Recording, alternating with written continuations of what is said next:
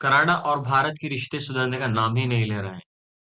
Canada अपनी ओर से और मजबूत होता जा रहा है कि हम बिल्कुल भी भारत सरकार के आगे नहीं झुकेंगे।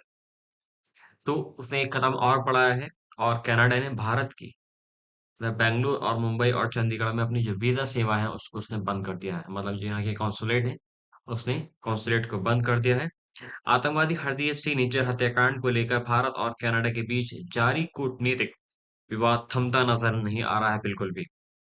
भारत के दबाव पर कनाडा ने अपने एम्बेसी से जो एम्बेसडर्स होते हैं उनको हटाने का काम शुरू कर दिया है।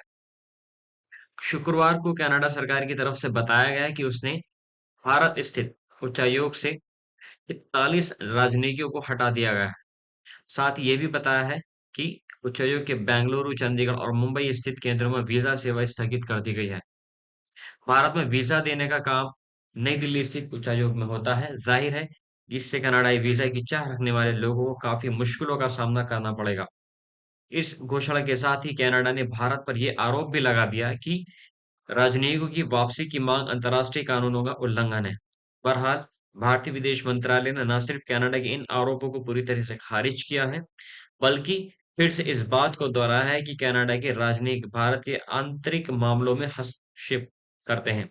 भारत और कनाडा में पिछले महीने से बहुत गहरा डिप्लोमेटिक विवाद चल रहा है। ये विवाद पीएम जस्टिन ट्रूडो की तरफ से वहां की संसद में पेश किए गए एक सनसनीखेज बयान से पैदा हुआ है। इसमें उन्होंने भारतीय एजेंटों पर निज्जर की हत्या का आरोप लगाया था। मुद्दे को वे दूसरे वैश्विक नेताओं के साथ होने वाली वार्ताओं में भी उठा रहे हैं। भारत इस पर न सिर्फ कनाडा के कुछ नागरिकों को वीजा से इनकार कर दिया, बल्कि कनाडा को वियना समझौते के मुताबिक भारत स्थित उच्चायोग से राजनयिकों की संख्या घटाने को कह दिया। भारत का कहना है कि ओटावा में जितने भारतीय अधिकारी हैं, उसी हिसाब से नई दिल्ली में भी कनाडाई अधिकारियों की नियुक्ति होनी चाहिए। अब ये संख्या काफी ज्यादा है।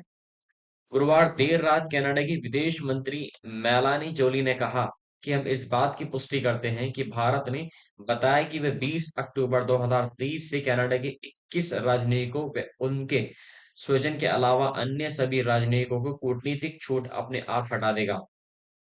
इसका मतलब है कि कनाडा के 41 राजनयिकों और उनके आश्रितों को मिली कूटनीतिक छूट अब खत्म की जा सकती है। इन राजनयिकों और उनके स्वजन पर भारत के फैसले के संभावित असर को देखते हुए उन्हें भारत से सुरक्षित हटा दिया गया है। आगे उन्होंने कहा कि किसी भी देश को कूटनीतिक छूट का आधा अनादर नहीं करना चाहिए और इसे मनमाने तरीके से हटाने का फैसला नहीं करना चाहिए। इस फैसले से भारत स्थित कनाडाई उच्चायोग की तरफ से भारतीय नागरिकों को सेवा देने पर असर होगा। कनाडा की विदेश मंत्री ने भारत के इस फैसले को अनुचित और विवाद को बढ़ाने वाला भी बताया। बिल्कुल जाहिर सी बात है, जब कनाडा अपनी ओर से जो और जो सेवाएं हैं, वीजा सेवाएं हैं, वो उसको पोस्टपोन कर देगा, बंद कर देगा, तो जाहिर सी बात है कि जो और उनके डिप्लोमेटिक रिलेशंस है हमारे और भारत के, वो और ज्यादा कूटनीतिक हो जाएंगे।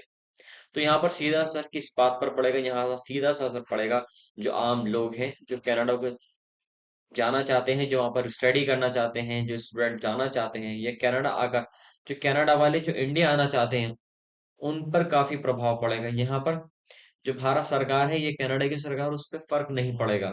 फर्क पड़ेगा आम जनता पर। उधर कनाडाई उच्चायोग ने एक एडवाइजरी जारी कर अपने नागरिकों से कहा कि चंडीगढ़, बेंगलुरु और मुंबई की यात्रा के दौरान अतिरिक्त सावधानी बरतें।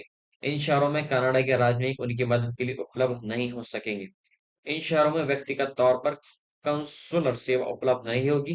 किसी तरह की सेवा के लिए उन्हें नई दिल्ली स्थित उच्चायोग से संपर्क करना होगा। कनाडा की तरफ से इस बयान के आने के बाद भारतीय विदेश मंत्रालय की तरफ से जारी बयान में कहा गया है कि कूटनीतिक संबंधों पर वियना समझौते के तहत ही उक्त फैसला किया गया है।